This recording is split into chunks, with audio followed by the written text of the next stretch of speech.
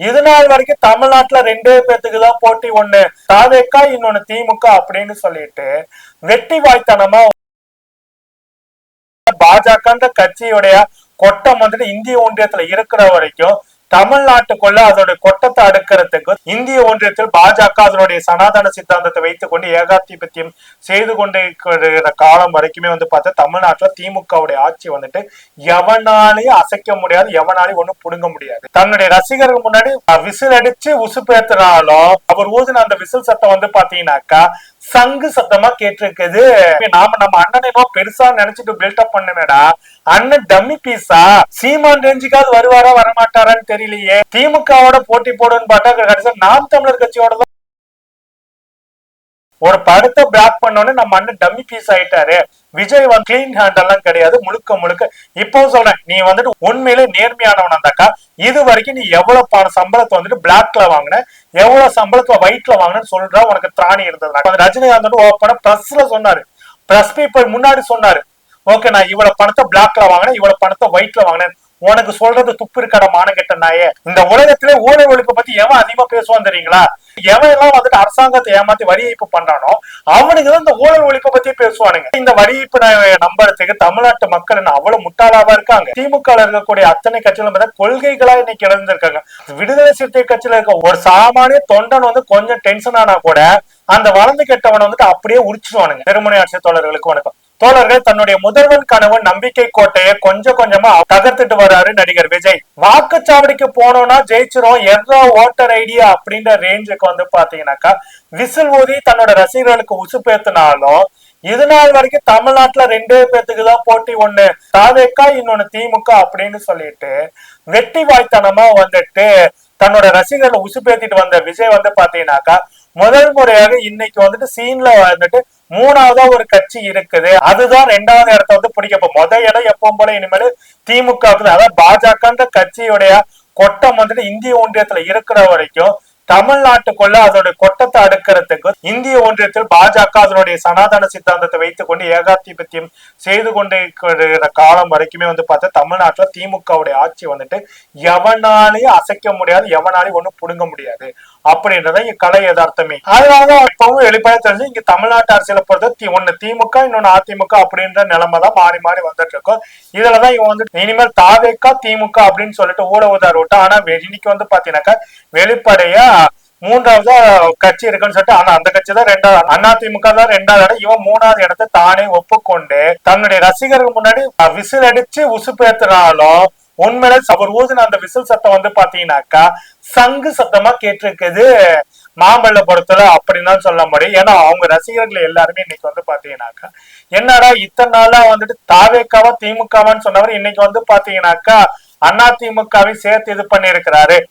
அதிமுகவையும் இது குறித்து இது நாள் வரைக்கும் வந்து பாத்தீங்கன்னாக்கா இது திமுகவை பத்தி தான் பேசியிருக்காரு தவிர அதிமுக பத்தி பேசுற. இப்ப வந்து பாத்தீங்கன்னா அதிமுக சீனுக்குள்ள கொண்டு வந்துட்டாரு அப்படின்னாக்கா நம்ம அண்ணனை பெருசா நினைச்சிட்டு பில்டப் பண்ணுமேடா, அண்ணன் டம்மி பீஸா, சீமான் ரேஞ்சுக்காவது வருவாரா வரமாட்டாரான்னு தெரியலையே. திமுகவோட போட்டி போடுன்னு பார்த்தா கடைசியா நாம் தமிழர் கட்சியோட தான் நம்மள அண்ணன் போட்டி போட விட்டுவாராட்டுக்குது அப்படின்னு சொல்லிட்டு விஜயோட ரசிகர்கள் வந்து பாத்தீங்கன்னாக்கா நிகழ்ச்சி நடந்த இடத்துல வந்து வரும்போது பாத்தீங்கன்னாக்கா அவனுங்களுக்குள்ளே புலம்ப ஆரம்பிச்சுட்டானுங்க. அந்த புலம்பல் சட்டம் எல்லாம் பாத்தீங்கன்னாக்கா அங்க இருந்த செய்தியாளர்கள் காதுல வெளிப்படையாவே விழுந்துங்க. ஏன்னா அந்த அளவுக்கு வந்து பாத்தீங்கன்னாக்கா அவனுங்க மைண்ட் வாய்ஸ் நினைச்சிட்டு ஓப்பனா பேசிட்டு போயிட்டானுங்க. ஒரு படத்தை பிளாக் பண்ணோன்னு நம்ம அண்ணன் டம்மி பீஸ் ஆயிட்டாரு. அதனாலதான் பாத்தீங்கன்னா இப்ப வந்து பாத்தீங்கன்னா அதிமுக எல்லாத்தையும் இது பண்ணி நாம பெரிய பில்டப் பண்ணி கொடுத்து வச்சிருந்ததெல்லாம் இன்னைக்கு வந்து டம்மி ஆக்கிட்டாரு அப்படின்ற மாதிரி அவனுங்க எல்லாம் பேசிட்டு போயிருக்கிறாங்க. அதுலயும் வந்து பாத்தீங்கன்னா இந்த கூட்டத்துல பேசும்போது நடிகர் விஜய் வந்து ஊழல் ஒழிப்பை பத்தி பேசினாரு இல்லைங்களா, அதுதான் மிகப்பெரிய காமெடி. இவன் வந்து சம்பளத்தை வந்து எதுவுமே வந்து பாத்தீங்கன்னாக்கா பெரும்பாலும் பிளாக் மணி. இது ஊருக்கே தெரிஞ்ச ஒரு விஷயம். இவன் வாங்குறதுல எதுவுமே ஒயிட் மணின்றது கிடையவே கிடையாது. தமிழ் இண்டஸ்ட்ரியில ஒயிட் மணில சம்பளம் வாங்குறது வந்து பாத்தீங்கன்னாக்கா வெளிப்படையா சொல்றாங்க. ரஜினிகாந்த் வந்துட்டு இவனோட ரசிகர்கள் வந்துட்டு வெளிப்படையா ரொம்ப கேவலமா சமீபத்தில் நடந்த ஒரு கூட்டத்துல கூட வந்து ரொம்ப கேவலமா பேசினாங்க ஒரு லேடி. இப்படி இருக்கும்போது பாத்தீங்கன்னாக்கா அதையும் நம்ம சொல்றோம். ரஜினிகாந்த் அவர்கள் குறிப்பிட்ட காலம் வரைக்கும் 96க்கு முன்னாடி வரைக்கும் வந்து பாத்தீங்கன்னாக்கா பிளாக் மணி நான் வாங்கிட்டு தான், சம்பளத்தை பிளாக் மணியாவும் ஒயிட்டாவும் ரெண்டு விதத்துலயும் நான் வாங்கிட்டு இருந்தேன் ஆனா எனக்கு வந்து பாத்தீங்கன்னாக்கா ப. சிதம்பரம் போன்ற நபர்கள் வந்துட்டு இது குறித்து அட்வைஸ் பண்ணி இதெல்லாம் தப்புன்னு சொன்னதுக்கு அப்புறமேட்டு எல்லாத்துக்கும் முழுசா கணக்கு காட்டி அதையெல்லாம் சரி பண்ண அதுக்கப்புறமே என்னுடைய சம்பளம் முழுக்க முழுக்க ஒயிட் மணி தான். இது எப்பனாக்கா 96 தேர்தலின் போது ஜெயலலிதா அவர்கள் வைத்த விமர்சனத்துக்கு வெளிப்படையாகவே ஐயா ரஜினிகாந்த் அவர் வந்து வெளிப்படையாகவே சொன்ன ஒரு விஷயம். நான் வந்துட்டு இதுக்கு மேல வந்துட்டு பிளாக் மணில சம்பளம் வாங்குகிறேன். என்னுடைய நண்பர் ப. சிதம்பரம் அவர்களுடைய பேச்சை கேட்டுட்டு மற்றும் மற்ற நிர்வாகியோட பேச்சை கேட்டுக்கிட்டு என்னோட தவறை திருத்திக்கிட்டு எல்லா பணமும் இனிமேல் ஒயிட்ல தான் சொல்லிட்டு அதுக்கப்புறம் 96 அப்புறம் ஒரு ஒயிட்ல தான் வாங்கிட்டு இருக்கேன் எல்லாத்துக்கும் வெளிப்படையா தெரியும். அதே போல நடிகர் விஜயகாந்த் அவர்கள் எப்பொழுதுமே ஒயிட் மணியா தான் எல்லா பணத்தையும் ஆரம்பத்துல இருந்தே வாங்கிட்டு இருந்திருக்கிறாரு. ஓகேங்களா. அதுக்கு அடுத்து வந்து பாத்தீங்கன்னா சினிமா இண்டஸ்ட்ரியில ஒயிட்ல வந்து சம்பளம் வாங்குற ஒரே நடிகர் யாருனாக்கா அது அஜித் அவர்கள். ஏன்னா இவங்க மேலதான் வந்து பார்த்தா இப்பதான் ஐடி கேஸ் வந்துட்டு இதாகிறது இல்ல. அந்த மாதிரி நடிக்கிற ரஜினிகாந்த் மேல கூட ஒரு ஐடி கேஸ் சமீபத்துல வந்ததுனாக்கா அதை வந்துட்டு அவரை பணிய வைக்கிறதுக்காக மிரட்டுறதுக்காக வந்து பாத்தீங்கன்னாக்கா சில விஷயம். ஏன்னா அரசியலை விட்டு அவர் அப்பயே வந்துட்டு கொஞ்சம் விலகிறதுக்கு சொல்ற அவர் அரசியல் கட்சி ஆரம்பிக்கணும்னு சொன்னதுக்கு அப்புறமேட்டு திரும்ப லைட்டா பின்வாங்கல் இருந்த போது வந்துட்டு அதை பயன்படுத்தினது பிஜேபி. அப்படி ஆனா இந்த விஜய் வந்து பாத்தீங்கன்னாக்கா கிளீன் ஹேண்ட் எல்லாம் கிடையாது. முழுக்க முழுக்க இப்போ சொல்றேன், நீ வந்துட்டு உண்மையிலே நேர்மையானவன் இருந்தாக்கா இது வரைக்கும் நீ எவ்வளவு சம்பளத்தை வந்துட்டு பிளாக்ல வாங்கின எவ்வளவு சம்பளத்துல ஒயிட்ல வாங்கினு சொல்ற உனக்கு திராணி இருந்ததுனாக்கா உண்மையிலே உனக்கு வந்துட்டு ஆளுமை குணம்னு ஒண்ணு இருந்ததுன்னா நீ எவ்வளவு பணத்தை வந்து ரஜினிகாந்த் ஓப்பன பிரஸ்ல சொன்னாரு, பிரஸ் பீப்புள் முன்னாடி சொன்னாரு. ஓகே நான் இவ்வளவு பணத்தை பிளாக்ல வாங்கினேன் இவ்வளவு பணத்தை ஒயிட்ல வாங்கினேன். உனக்கு சொல்றது துப்பு இருக்கட மானங்கெட்ட நாயே.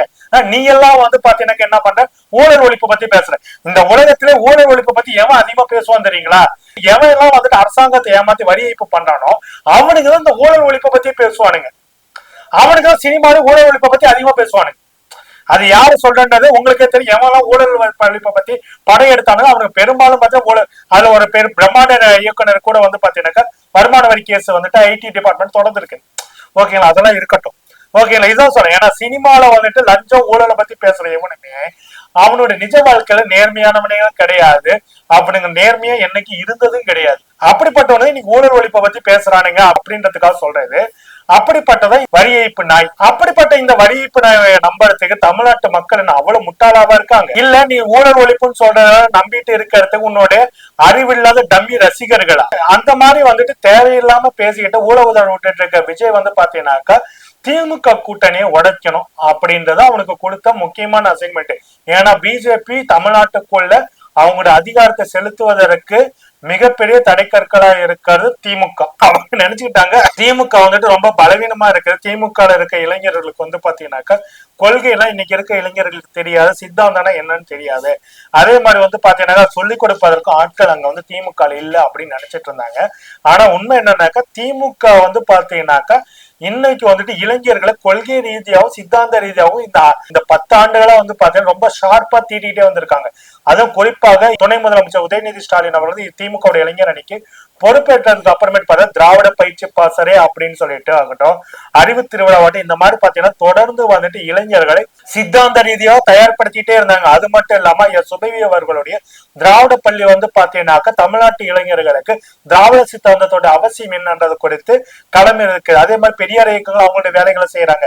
திராவிட இயக்கம் ஒரு வேலை செய்யுது, குளத்துமணி இப்படி எல்லாம் வந்து பாத்தீங்கன்னாக்கா சித்தாந்த ரீதியா எல்லாம் பண்ணிட்டு இருக்காங்க.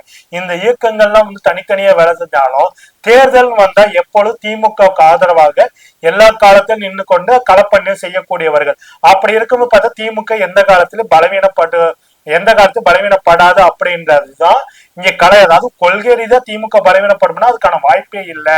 கொள்கை ரீதியா திமுகவை இது பண்றது இங்க வந்துட்டு அத்தனை இருக்கு. அதே போல திமுக கூட்டணியை வந்துட்டு பிரிக்கலாம் நினைச்சாலும் திமுக கூட்டணி அரசியலுக்காக சேர்ந்த கூட்டணி கிடையாது. அது பிஜேபின்ற ஒரு சனாதன சித்தாந்தம் இந்த நாட்டை வந்துட்டு காவி இருளால மூடிடக்கூடாது அப்படின்றதுக்காக அந்த பிஜேபி RSS உடைய சனாதன சித்தாந்தம் அந்த காவி இருள் இருந்து தமிழ்நாட்டை மீட்பதற்காக குறிப்பாக தமிழ்நாட்டு பிள்ளைகளுடைய கல்வி உரிமை மீட்பதற்காக கொள்கை ரீதியா சேர்ந்த கூட்டம் தான் வந்துட்டு திமுகவுடைய கூட்டம். ஓகேங்களா. இதுல வந்து பாத்தீங்கன்னாக்கா சில தாவேக்கா காதல்களை வைத்துக் கொண்டு காங்கிரஸ் கட்சிக்குள்ள வந்து சில குழப்பங்களை ஏற்படுத்துறதுக்கான வேலைகளை சில அள்ளு சில்லு உண்டிக வந்து பண்ணாங்க. அதுக்கும் வந்து பாத்தீங்கன்னாக்கா காங்கிரஸ் கட்சியோட தேசிய தலைமை செக் பாயிண்ட் வச்சுட்டாங்க. சரி அது விடுங்க. அதனாலதான் அந்த அள்ளு சில்லுங்களை பத்தி நம்ம பேசுறதை வேணான்னு விட்டாச்சு. கலை யதார்த்தம் என்னன்னாக்கா குறிப்பா சொன்னா திமுக இருக்கக்கூடிய அத்தனை கட்சிகளும் கொள்கைகளா இன்னைக்கு இணைந்திருக்காங்க. அரசியலா இணைந்திருந்தா கூட வந்து பாத்தீங்கன்னாக்கா சீட்டு பிரிப்பதிலே எதிராக வந்து பிரச்சனை வந்துட்டு அவங்களுக்குள்ள எப்பொழுதும் அந்த கூட்டணி வந்துட்டு பிரிவுபட்டு திரும்ப அந்த கூட்டணி. ஆனா திமுக கூட்டணி ரொம்ப ஸ்ட்ராங்கா இருக்கிறதுனாலதான் அது கொள்கைப்படி நிரந்தரமா இருக்குது, நிலையா இருக்குது. எந்த இடத்துல கொள்கைகளை வந்து இந்த கூட்டணி வந்துட்டு யாருமே விட்டு கொடுக்க மாட்டேன்றாங்க. அப்படின்றதுனால வந்து பாத்தீங்கன்னாக்கா திமுக கூட்டணியை இவங்களால உடைக்கவும் முடியல. அதுலயும் பாத்தீங்கன்னாக்கா திமுக கூட்டணி மேலும் புதிய கட்சிகளும் சேர ஆரம்பிக்கிறாங்க. ஓகேங்களா. இப்ப வந்து பாத்தீங்கன்னா மக்கள் நீதி மய்யம் கட்சி சேர்ந்து இருக்குது. அடுத்து வந்து பாத்தீங்கன்னாக்கா இது வரைக்கும் டிடிவி தினகரனையும் எடப்பாடி பழனிசாமி நம்பிட்டு இருந்த எஸ்டிபிஐ கட்சி இன்னைக்கு திமுக கூட்டணியோட பேச்சுவார்த்தை நடத்துவதற்கு அவங்களும் தயாராயிட்டாங்க. இப்படி வந்து பார்த்தா திமுக கூட்டணி ரொம்ப ஸ்ட்ராங்கா கொள்கை ரீதியா பலமாயிட்டு இருக்குது. அதனாலதான் வந்து பாத்தீங்கன்னாக்கா இந்த கூட்டணி எப்படியாவது உடைக்கணும். இதுக்கு என்ன வேணாலும் பண்ணலாம்னு சொல்லிட்டு விஜய வச்சுக்கிட்டு ஆட்சியில பங்குன்னு சொல்லிட்டு ஒரு தூபத்தை போட்டாங்க. ஏன் இந்த தூபத்தை போட, இந்த தூபத்தை போட வச்சதுனாக்கா எல்லாத்தையும் தெரியும். அந்த ஒரு வளர்ந்து கெட்ட ஒருத்தர் இருப்பான் ஆதவ அர்ஜுனான்னு சொல்லிட்டு, அந்த வளர்ந்து கெட்ட நாய் தான் வந்து பாத்தீங்கன்னாக்கா இந்த வேலைகளை செஞ்சு ஆட்சியில பங்குன்னு சொன்னோடனே அந்த திருமாவளவன் வந்துட்டு பாத்தீங்கன்னாக்கா துணை முதலமைச்சர் ஆட்சியில வந்துட்டு வந்துருவாரு. திருமாவளவன் வந்துட்டாக்க இடதுசாரிகள் வந்துருவாங்க. இடதுசாரிகள் போயிட்டாங்க, காங்கிரஸ் மட்டும்தான் இருக்கும். காங்கிரஸும் வந்து பாத்தீங்கன்னாக்கா அந்த அளவுக்கு அதுக்கு ஓட் பேங்க் இல்ல அப்படின்னு மாதிரி இவன் தப்பு கணக்கு போட்டுக்கிட்டு விஜய்க்கு வந்துட்டு இந்த மேட்ரை சொன்னா. ஆனா விஜய் ஆட்சியில பங்குன்னு சொன்ன உடனே இதுக்கு பின்னாடி வந்து பாத்தீங்கன்னாக்கா பெரிய சூழ்ச்சி இருக்குன்னு எங்களுக்கு தெரியும் தம்பி, அதனால நீ அமைதியா போயிடு அப்படின்னு சொல்லிட்டு அந்த திருமாவை வந்துட்டு வெளிப்படையா வந்துட்டு சொல்லிட்டு அண்ணன் திருமாவுக்காக தான் அந்த ஆட்சியில் பங்குன்ற டோரையே வந்துட்டு விஜய் திறந்து வச்சா. அண்ணன் திருமா வந்து திமுக என் கட்சிக்கு சீட்டு கொடுக்கலாம் பரவாயில்ல, ஏன் கொள்கை வந்துட்டு சனாதனத்தை வீழ்த்துறதுக்காக பிஜேபியை எதிர்க்கிறது. அதனால நான் என்னைக்கு திமுகவோட தான் இருப்பேன், திமுகவுக்கு துணையாக இருப்பேன் அப்படின்றத வெளிப்படையா சொல்லி அண்ணன் திருமா வந்து அது நேற்றுக்கு வந்து அண்ணன் திருமா கொடுத்த அந்த பைட் வந்து பாத்தீங்கன்னாக்கா ரொம்ப முக்கியத்துவமான ஒரு பைட். நாளைக்கு ஒருவேளை அதிமுக கூட்டணி வந்துட்டு தமிழ்நாட்டுல ஆட்சிக்கு வந்தாக்கா அது பாஜக ஆட்சிக்கு வந்ததா அர்த்தம். அது பாஜக ஆட்சிக்கு வந்தது அப்படின்னாக்கா RSS ஆட்சிக்கு வந்ததா அர்த்தம். RSS ஆட்சிக்கு வந்துட்டாக்கா ஆரியர்கள் பார்ப்பனர்கள் ஆட்சிக்கு வந்துட்டாங்கன்னு அர்த்தம். ஆரியர்கள் பார்ப்பனர்கள் ஆட்சிக்கு வந்து விட்டார்கள் என்று சொன்னா பெரியார் ஒழிக்க நினைத்த சனாதன கோட்பாடு வலுப்பெற்றதாகிடும். அதனாலதான் வந்து பாத்தீங்கன்னா தொடர்ந்து வந்துட்டு திருமாவளவன் திமுக கூட்டணியோட இருக்கிறான்னு சொல்லிட்டு அதான் வந்துட்டு இவங்க எதிர்பார்த்துட்டே இருக்காங்க. எப்ப வேணாலும் அண்ணன் திருமா வந்துட்டு தாவேக்காவுக்கு வருவாருன்னு சொல்லிட்டு. ஏன்னா அந்த வளர்ந்து கெட்டவங்க கொடுத்துட்டு இருக்க நம்பிக்கை அது. அந்த நம்பிக்கைக்கெல்லாம் தம்பி நீ நம்பி வீண் போகாதனால வரவே மாட்டேன் அப்படின்னு சொல்லிட்டு அண்ணன் திருமா வந்துட்டு வெளிப்படையாக வந்து சொன்ன உடனே இன்னைக்கு அதே கூட்டத்தில் அண்ணன் திருமாவை வந்துட்டு எகிர ஆரம்பிச்சிருக்கிறதா அந்த வளர்ந்து கெட்டவன். விடுதலை சிறுத்தை கட்சியில இருக்க ஒரு சாமானிய தொண்டன் வந்து கொஞ்சம் டென்ஷன் ஆனா கூட அந்த வளர்ந்து கெட்டவனை வந்துட்டு அப்படியே உரிச்சிடுவானுங்க. இது யதார்த்தம்.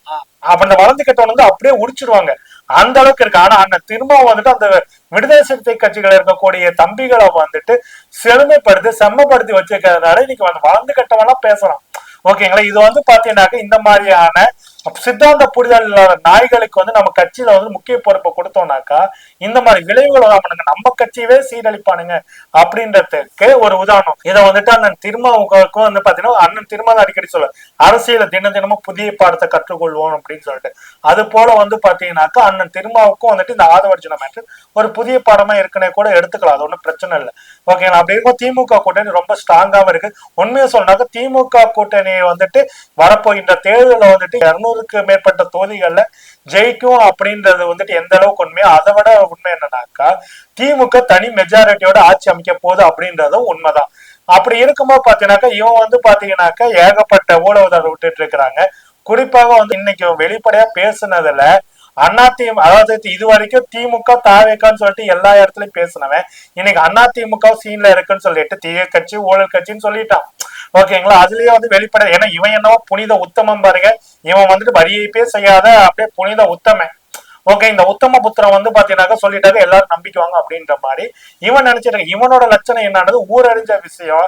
ஈசிஆர்ல வந்துட்டு நல்ல இரவுல என்ன பண்ணான்றதெல்லாம் அப்போ நாங்க காலேஜ் படிக்கும் போது வந்த செய்திகள் நிறைய இருக்குது. அப்ப இவனை யாரு காப்பாத்தி விட்டாங்கன்ற செய்திகளா தெளிவாகவே இருக்குது. ஈஸியால நள்ளிரவுல மெயின் ரோட்ல என்ன ஆட்டம் போட்டான்ட்டு. ஓகேங்களா. அதெல்லாம் இருக்கட்டும் விடுங்க, அது அவனோட பர்சனல். அந்த சமயத்து அவனோட வயசு அப்படி, அதனால அப்படிதான் அவன் இருந்திருப்பான். அது ஒன்றும் பிரச்சனை இல்லை. அது ஒன்றும் நம்ம வந்து பெருசா எடுத்துக்க வேண்டிய அவசியம். ஆனா இப்படிப்பட்ட இந்த உத்தம வேஷம் போறதா இன்னைக்கு வந்து பாத்தீங்கன்னாக்கா ஊழல எதிர்க்கிற இதை வந்துட்டு இது பண்ண போறோம் அப்படின்ற மாதிரி ஏகப்பட்ட சீனை போடுறதுதான் நமக்கு வந்து காண்டாகுது, கடுப்பாகுது. இவனே வந்து பாத்தீங்கன்னா ஒழுங்கா வழி கட்டாதவன். இவன்லாம் வந்துட்டு நமக்கு வந்துட்டு பாத்தீங்கன்னாக்க ஊழல் ஆட்சி கொடுக்குறேன்னு சொல்றதுலாம் உண்மையிலே ஏற்றுக்கொள்ள முடியாத ஒரு விஷயம் தான். வெளிப்படையா சொன்னாக்கா ஒரு பக்கம் எடப்பாடி பழனிசாமி, டிடிவி, அன்புமணி இவங்க எல்லாம் நேரடியாக பாஜகவுக்கு தங்களை வந்துட்டு ஏற்கனவே கொடுத்த அடிமை சாசனத்தை புதுப்பிச்சிருக்காங்க அப்படின்னாக்கா இவன் வந்து பாத்தீங்கன்னாக்கா மறைமுகமாகவே அடிமை சாசனத்துக்கு எழுதி கொடுத்துட்டு வந்திருக்கான் அப்படின்னு தான் சொல்ல முடியும். அப்படி எழுதி கொடுத்துட்டு தான் இவன் பாஜகவுக்கு மறைமுக அடிமை சாசனத்தை எழுதி கொடுத்துட்டு தான் கட்சியவே தொடங்கி இருக்கான்றதை என் கலை எதார்த்தம். ஓகேங்களா? உடனே கேட்கலாம் பராசக்தி ரிலீஸ் ஆச்சு, ஜனநாயகன் ரிலீஸ் ஆச்சானாக்கா இதெல்லாம் வந்துட்டு நீங்க போடுகின்ற பிஜேபியும் விஜயும் போடுகின்ற அப்பட்டமான நாடகம்ன்றது எல்லாத்துக்கும் வெளிப்பட தெரிஞ்சதுதான். சாமானிய மக்களுக்கு கூட ஏன்னா இதை வந்துட்டு இது பண்ணி தாவேக்காவுடைய ரசிகர்கள் தான் வந்து பாத்தீங்கன்னாக்கா அறிவு வளர்ச்சி இல்லாதவங்க இல்லைங்களா? அந்த அறிவு வளர்ச்சி இல்லாதவனுங்க என்ன பண்ணுவானுங்க, எங்க போனாலும் திமுகன்னு சொல்லிட்டு நிஜமா சொன்னாக்கா பராசக்தி படத்தோட போஸ்டர் அந்த மாதிரி சில்லத்தனமான விஷயம் தானே இவனுங்களாம் பண்ண முடியும். அந்த மாதிரி வேலை ஏன்னா இவனுக்கு இன்னும் ரசிக குஞ்சுகள் தானே. ஓகேங்களா? ஒரு அரசியல் தொண்டனாக்க கூட இவனுக்கு பரிணாம வளர்ச்சி இன்னும் பெற கிடையாது, ரசிக குஞ்சுகளாகவே இருந்துட்டு இருக்கிறானுங்க. அதனாலதான் வந்து பாத்தீங்கன்னாக்க இன்னைக்கு வந்துட்டு அந்த மங்காத்தா படம் ரிலீஸ் ஆகிற இடத்தெல்லாம் போயிட்டு தாவேக்காவை கொடியை காட்ட அங்க இருக்கிற ரஜித் ரசிகர்கள் டென்ஷன் ஆகி செவிட்டுலயே சம்மட்டி அடியை கொடுத்து அனுப்பிட்டு இருக்கிறாங்க. அந்த அளவுக்கு தான் இவனுங்க வந்து பாத்தீங்கன்னா ரசிகர்கள் தொண்டர்கள் கூட கிடையாது. உன் ரசிகர்கள் பூத் ஸ்லிப்ல என்னன்னு கூட பாத்துருக்க மாட்டானுங்க. இந்த சர்க்கார் படத்துல விட்டு போன டைலாக்ஸ் எல்லாம் எடுத்துட்டு வந்துட்டு இனி பேசி இருக்கிற அப்படின்னு தான் சொல்ல முடியாது. சர்க்கார் படத்துல என்னென்ன டைலாக் பேப்பர் எல்லாம் விட்டீங்களோ, சர்க்கார் படத்துல என்னென்ன டைலாக் எல்லாம் சென்சார் நினைக்கிறாங்களோ அதையெல்லாம் வந்து இன்னைக்கு ஸ்டேஜ்ல பேசி இருக்கிறான் அப்படின்னு தான் பார்க்க முடியுது. என்ன நடக்குது என்பதை குறித்து பொறுத்திருந்து பார்க்கும் தோழர்களே. நன்றி, வணக்கம்.